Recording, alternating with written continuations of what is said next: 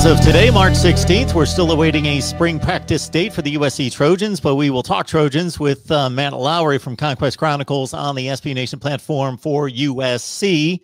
And of course, like the videos here. If you enjoy the content, then share the videos out on social media because other ones out there will as well.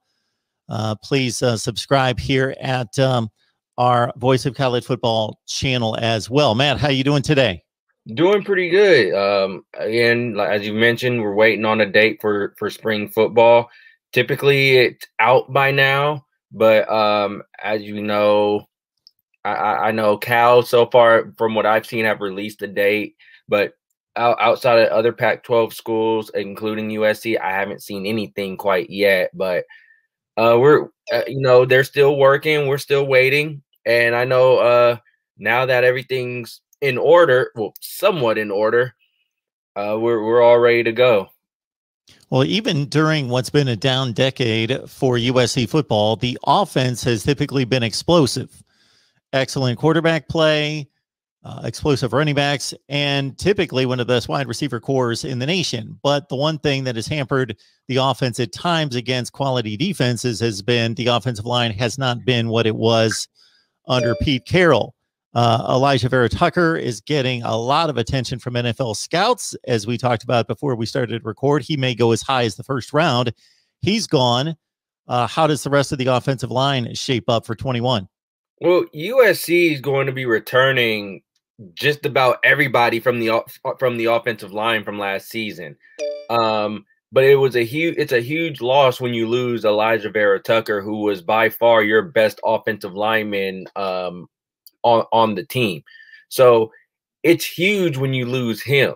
It's very huge. Now you gauge something by getting the rest of your guys back. You get Brett Nealon back at center.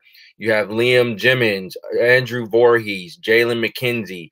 Those are guys who started on your offensive line, including you have depth. You have a lot of depth at offensive line as well. You have Casey Collier, Cortland Ford, Justin Dedich, Jason Rodriguez, and Frank Martin. Now it's a matter of, can you get them to perform, a lot better than what they did last year? Because last year, Keaton Slovis took a lot of hits, and the run game was kind of shaky. If I could say that. So with the offensive line, and some of the pieces in place, shaky last year, but you said 4 out of 5 starters back, some considerable depth. Now, are those players that are gaining some experience, guys that were highly recruited? Is there hope that this could be one of the best units in the Pac-12? These are guys who were highly recruited. These are guys, and here's the thing with USC, I don't want to say they always, but they tend to pull in quality offensive linemen. They always bring in quality offensive linemen recruiting wise. Now, why they don't perform well, we don't know. A lot of people say it's coaching. Well, USC ended up changing that. They end up bringing on Clay McGuire, who is their new offensive line coach, who is very familiar with the air raid. Someone who might fit that, that scheme, who might fit that scheme that USC's running. Clay McGuire, who obviously he coached at Washington State. He was with Graham Harrell.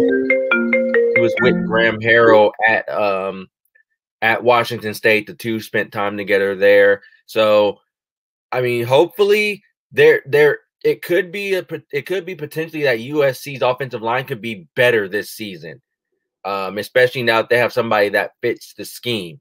Whether they'll be better, that's a wait and see type of thing. It's one of those, we have to see how everything goes.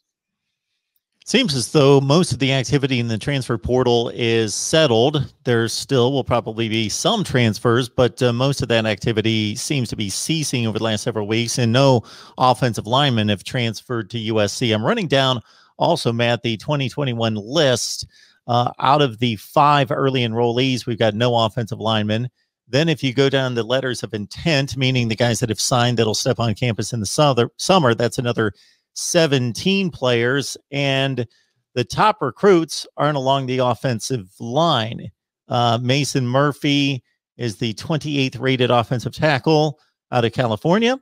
He will be on campus this summer. And then you also have a guard in Ty Buchanan, 40th rated offensive guard in the country out of Texas. So most likely they won't need to contribute this year, but two offensive linemen, but nobody really highly rated in this 21 class. So they're going to have to go with what they've got. Right. And what a lot of people have to keep in mind is that all the depth on the offensive line right now and some of the starters, they're still young. They're going to be either redshirt freshmen or redshirt sophomores. So USC still have a mix of guys who have playing experience, as well as some, I guess you could say, some youth on that offensive line that they could coach up, that they can help mold. Now, that again, it all boils down to coaching on that line. We don't know what Clay McGuire could do with this offensive line. We don't know what he can, we don't know what he'll bring, but I mean, you're hoping that he brings a lot of positive things for this USC offensive line, a unit that struggled not only in pass protection but in run blocking as well, and a group that was kind of undisciplined at times too.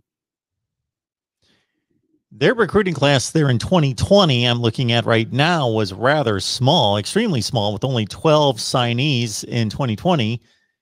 But 4 of them, might be the reason that they were a little bit light on offensive linemen here in 21. 4 of them offensive tackles, 5 of them offensive tackles, and then they picked up a guard as well in Jonah Monheim, who was their second highest rated player in the class, to Gary Bryant Jr. So they certainly went that route, and those would be guys that didn't really step on the field here in 2020 that might be ready to contribute with a little more seasoning here in 21. Correct. That and you're hoping that they can step in and produce right away if need be. Got Matt Lowry on the line talking USC football. The Trojans have yet to hit the practice field here for the spring of 21. We're awaiting word on when that's going to be. Should be here in a few weeks. Talking offensive line. Now we look at the schedule. Pac-12 released its slate for all the teams just a couple of weeks ago. As always, Matt, USC doesn't shy away from anyone. They have the annual Notre Dame game out there in South Bend coming up late in October. Their other out-of-conference games include an interesting finale to the season against BYU. That's very odd, where it's usually UCLA, and then if the Notre Dame game every other year, it's another Pac-12 opponent, but it's BYU at the LA Coliseum. And then even their opener, the other third non-conference game where most teams take on an FCS, a really lowly ranked group of 5, or a couple of those at least. USC, they've got the Mountain West Conference champion in San Jose State. So it's a loaded schedule. Yes, it is. And especially it's a tough one. San Jose State, I think, went undefeated up until the bowl game, actually. As you mentioned, they won the Mountain West Championship. They come to the Coliseum. Now, interesting thing about the San Jose State game, and a lot of people, I'm sure they know about this. This was the game that was supposed to be USC and UC Davis. If everybody remembers, before Mike Bone came in and took over, USC scheduled UC Davis. The reason for it was because USC wanted to try to get more home games. They wanted to work out a schedule where they had more home games. And so they ended up scheduling UC Davis. I want to say not last year. It was about 2 years ago, actually, that game was scheduled. So they scheduled that game. A lot of USC fans were very unhappy with it. As you know, Mark, USC right now, currently as it stands, is one of 3 FBS teams to have not played an FCS opponent since college football split the Division I subdivision into two subdivisions. The others being Notre Dame and UCLA. However, I believe next season or in 2 years, UCLA comes off that list as they schedule three historical Black college and universities for I guess in the next 2 years and the next 3 years or so. So that list will now come down to two, being USC and Notre Dame, to have never played an FCS opponent. So that's how San Jose State got onto this schedule. That should be a challenge there. Another tidbit I know a lot of people are confused about with BYU being the finale is that the game was scheduled when they came to the agreement to have the BYU games. Mind you, the first meeting was in Provo, not last season, but 2 seasons ago. This will be the second of that, the second meeting, which takes place not Halloween, but Thanksgiving week. So that game was already set in stone. Well, if you remember, the Pac-12 championship game is the next week.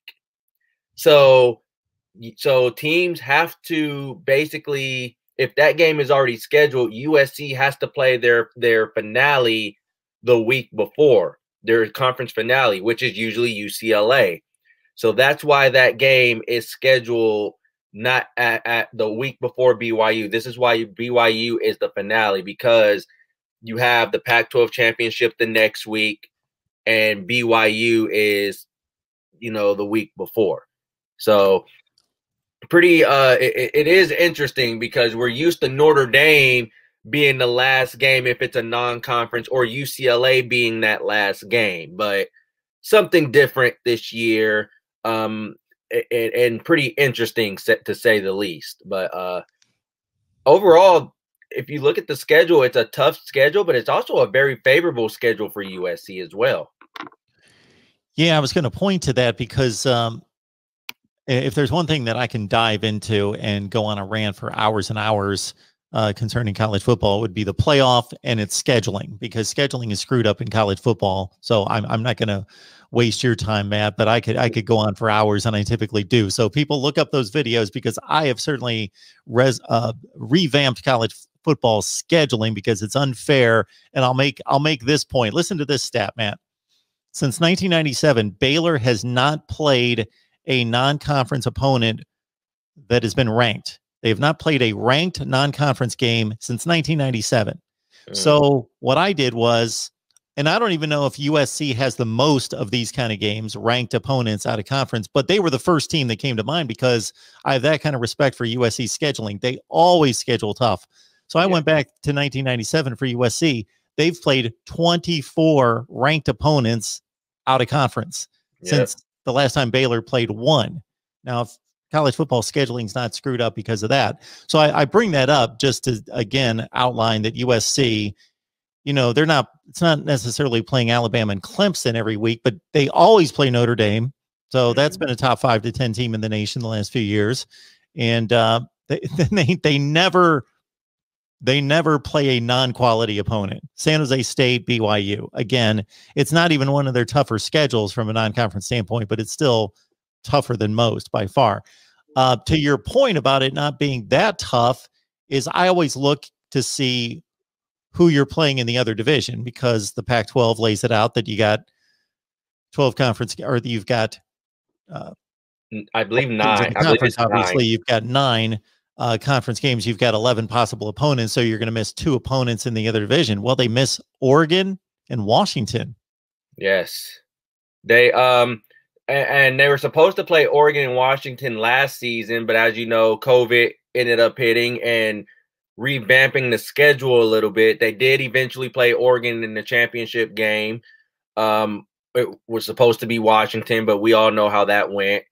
But yeah, this season they avoid Oregon and Washington. As you know, they start off with Stanford, the usual usual Pac-12 opener, and then they get Washington State, they get Oregon State back-to-back weeks, I believe. You get Colorado, who they weren't able to play last season due to I believe a positive COVID test in the USC program. Utah comes to the Coliseum, mind you. I don't think Utah has ever defeated the Trojans in Los Angeles. And this goes back to when they used to meet, way back when too, when they would occasionally play each other. But Utah has never beat the Trojans in Los Angeles. And then they get a bye week before they travel to South Bend to play Notre Dame. They didn't play Notre Dame last year due to the pandemic and due to Notre Dame joining the ACC. And then you get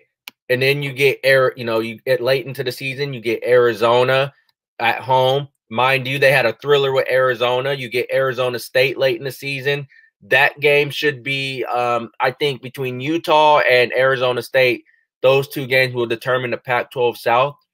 Then you travel to Berkeley, you play Cal. Then you have UCLA and BYU after that.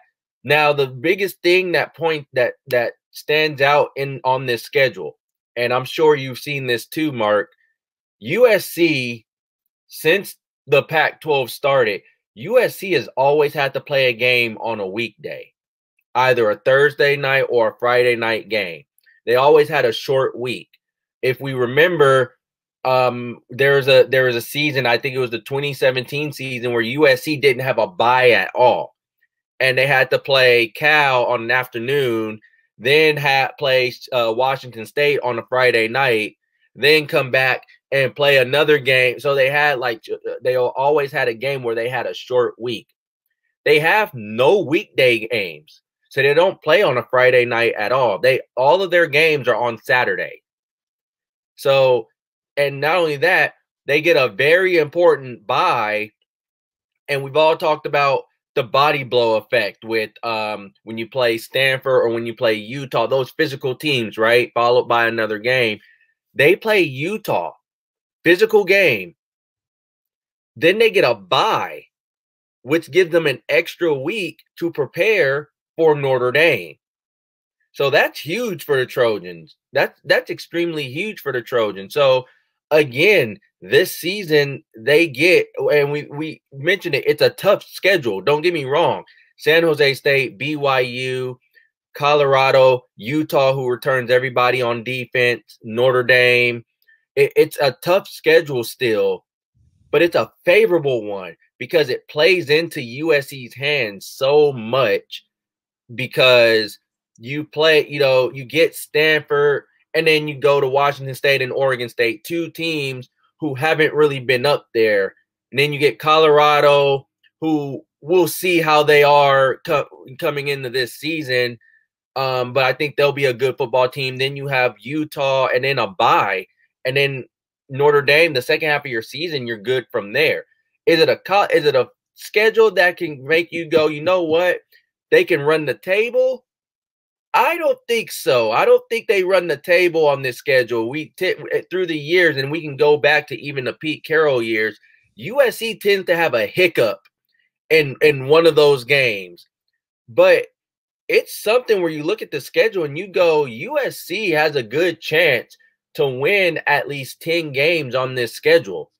And that's just based off of talent and who they have returning and whatnot. But again, Mark, you got to play the game on the field. You got to play the game still.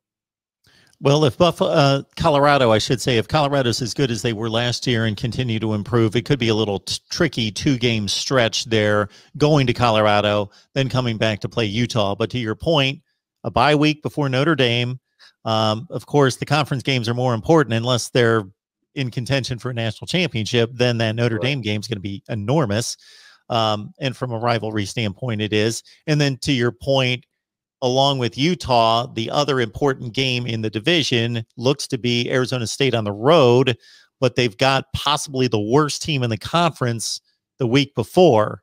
So they don't have to go back-to-back there because they've got Arizona at home before they've got to go to Arizona State. Correct. And it's, again, it's a favor when we look at it, and when we look at every other team that compared to USC, it's a favorable schedule. But at the same time, It's not an easy one. And No. USC, USC's always had, and I'd say with the exception of last season, but again, different year, COVID year and everything. But USC tends to always have a tough schedule. And as you mentioned, Mark, USC always schedule tough out of conference. Always do. They always play a quality opponent, and that's including Notre Dame, who is always on their schedule. So by all means, USC always will tell you they don't back away from anybody. They'll go out, they'll play anybody any given time. We've seen it through the years. They've scheduled Alabama multiple times. So I mean that should tell you something right there. Yeah, if you go back to near the end of the Pete Carroll era, and again, you've got to always consider they always play Notre Dame. That would typically be enough for everybody else. But they've scheduled Alabama twice. They had a home and home with Ohio State near the end of Pete Carroll's era, BYU a few times. And yeah, certainly they've loaded up against just anybody that they can find out there. And of course, a series with Texas back-to-back home and home just a few years ago as well. Yes. Matt Lowry from Conquest Chronicles breaking down USC football for us. Join him and the rest of the staff there on SB Nation. Matt, we always appreciate you stopping by. Thank you for having me. I always enjoy it, Mark.